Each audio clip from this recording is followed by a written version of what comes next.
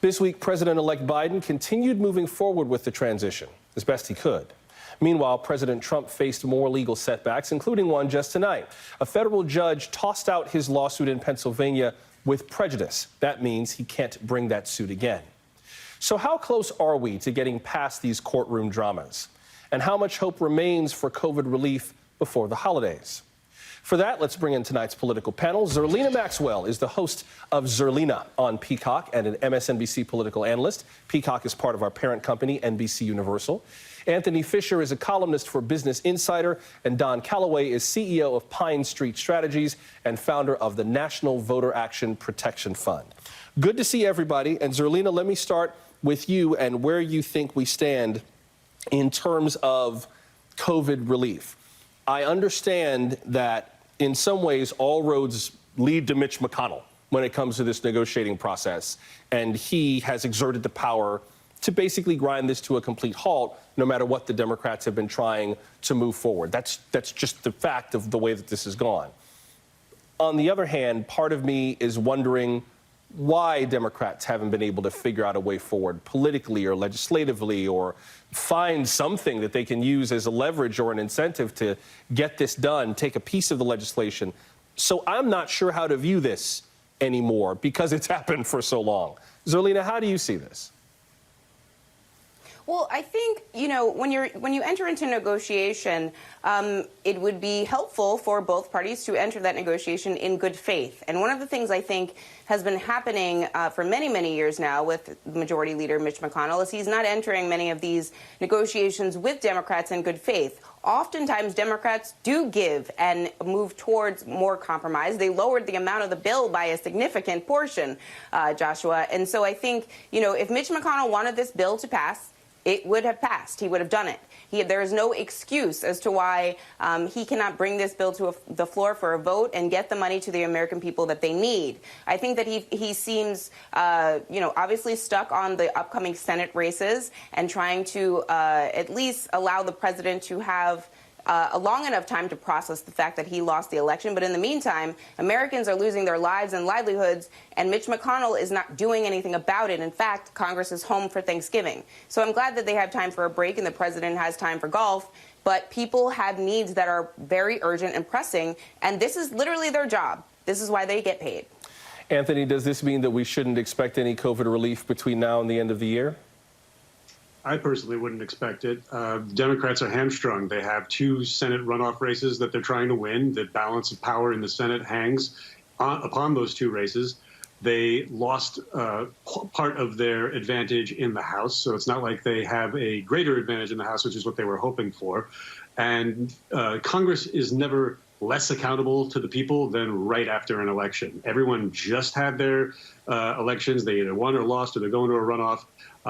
And Mitch McConnell holding up the vote is in the interests of the Republican Party, not angering the Trump base. They have to let Trump have all his tantrums, have all of his court battles till he finally leaves the White House inevitably and Joe Biden is sworn in.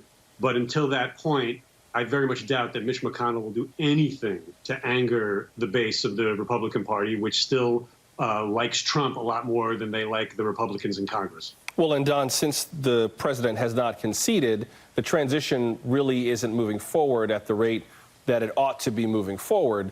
This all seems like a pretty underwhelming time to be a citizen right now, is that everything feels like it has ground to a halt on so many different levels because the election's over, except for the two Senate races in Georgia, of course.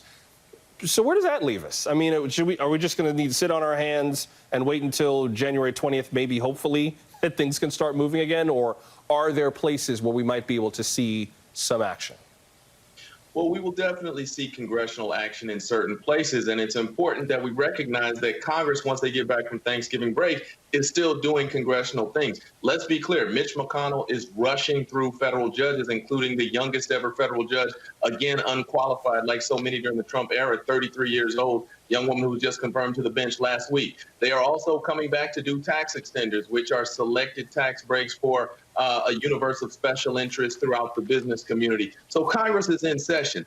They are not passing a coronavirus relief package because Democrats are insisting that a substantial amount of relief go to cities. Republicans, in racist Republican sense, in their tradition, are saying, well, this is Democrat-run cities who have mismanaged their finances. No, that's not the case. Cities have been hit hard because that's where people live during this pandemic, and Republican hardliners like Tom Cotton and Josh Hawley are saying things like these are Democrat-run cities who have not managed their finances well. Fundamentally racist dog whistle that we hear throughout the history of the modern Republican Party. So Congress is in session and Congress is doing stuff. They're just not doing the right thing that's providing real relief to American people in the middle of the worst pandemic of our lifetimes. So I think that the main way that we can expect actual pandemic relief, actual relief for real people and families who are struggling right now is going to happen early after January 20th when President Biden takes over.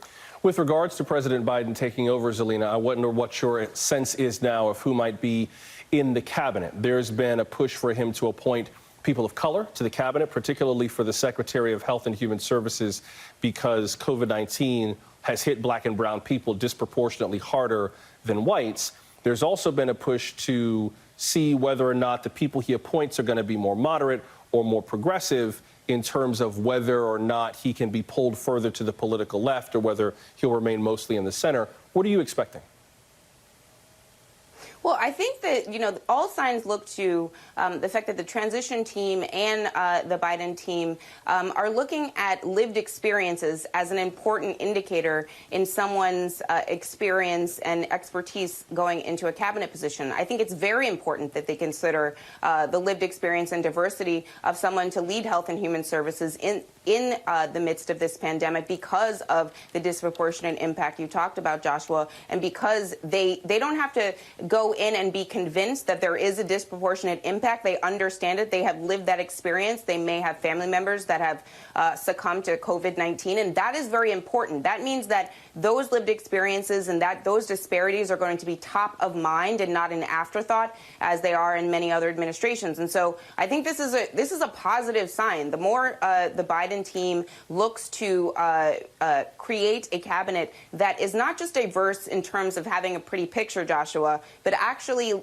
having diversity of perspective and lived experiences, I think that informs better policymaking, and that's a good sign. I mean, I'm very pleased at some of the conversations and the names that I've heard so far in terms of who can potentially make up the Biden cabinet, and that's progress. We're making progress here. Don, what's your sense of when we might expect to learn some of these cabinet picks, particularly because whenever we find it out, it's going to start to set a tone for what other lawmakers are going to expect from the Biden administration, and then they'll message on that, and then maybe other lawmakers, maybe Republicans will fundraise on that. It's like the time that he says anything seems to really matter.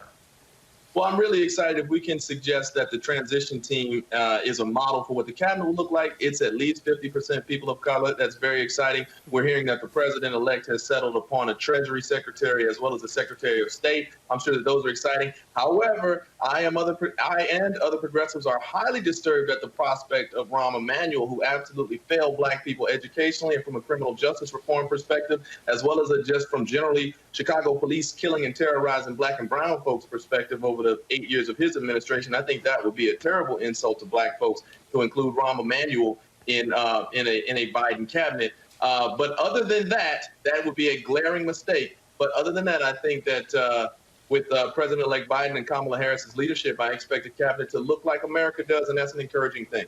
And Anthony, briefly, we heard about this case being thrown out in Pennsylvania with a scathing opinion from the judge that came down tonight, basically just throwing deep, dark shade on the Trump campaign. How much longer do you think that this is going to go on? This is a legal game. I don't know about you. I am tired of playing. There is no factual basis for this. How much longer is this going to go on? Well, they're running out of states to challenge in court, so there's that. They only have 50 states to work with, so they're running out. So hopefully it'll be over soon. The one good thing I would say about these fantastical conspiracy theories being introduced and vetted in court is that they're all being shot down. If they weren't being vetted in court, they could still float around on the internet. They could still be passed around and in whispers and hushed tones, which is what people who really want to believe this stuff to be true need. They need to believe that they are holding on to a secret truth that the establishment is keeping squashed. But now that it's being brought out by Rudy Giuliani in these wild press conferences, and it's being brought into court and dismissed with prejudice, that's good, because that will actually put an end to this at some point. I should note with regards to that, the Trump campaign says that it will appeal. I'm just seeing an update from NBC Justice correspondent Pete Williams. The campaign said in a statement that it would be seeking an expedited appeal. Quote, "We are disappointed we did not at least get the opportunity to present our evidence at a hearing," unquote. That's a statement from the campaign. Zerlina Maxwell, Anthony Fisher, Don Calloway, good to have you all with us. Thanks very much.